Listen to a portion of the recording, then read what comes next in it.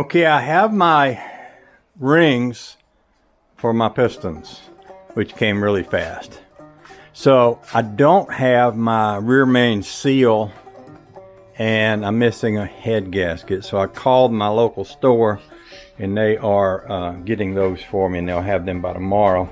Now here's the rear main seal right here, and it goes inside of the rear main, which is this piece right here. And this piece also connects to the oil pump. Now see, there's the rear main seal on the inside. There's also an oil pan seal on the outside here.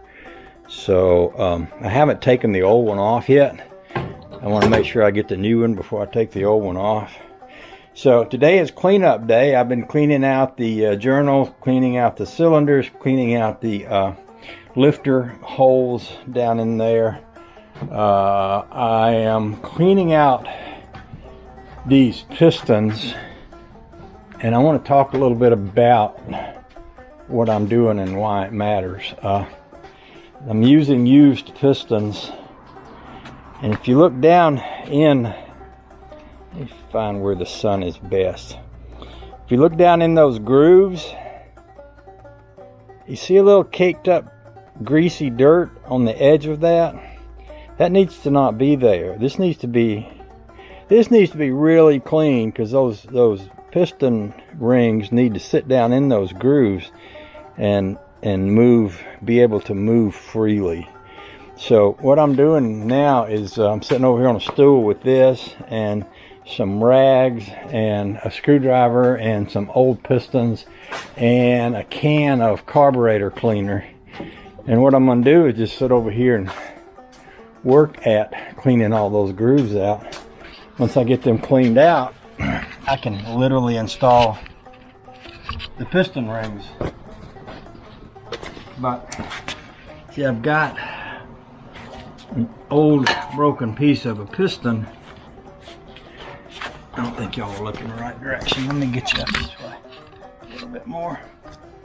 I've got an old broken piece of a piston here, and I have been scrubbing it around inside this gear, but there's still a little crud along these edges that needs to be gotten out.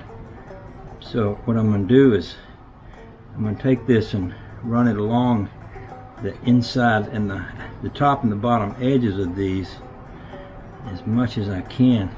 And then I'm going to take some of this carburetor cleaner and squirt it in there and attempt to literally wash out any remaining residue that's stuck down in those grooves. So, like this.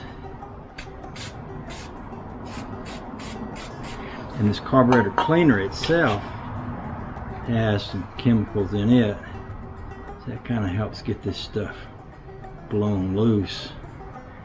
And then after I do that, I can take my air compressor here and blow those holes, those grooves out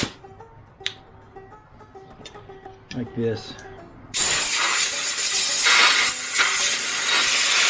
And again, my goal is to get everything in there out, get it as clean as I can possibly do with what I have to work with.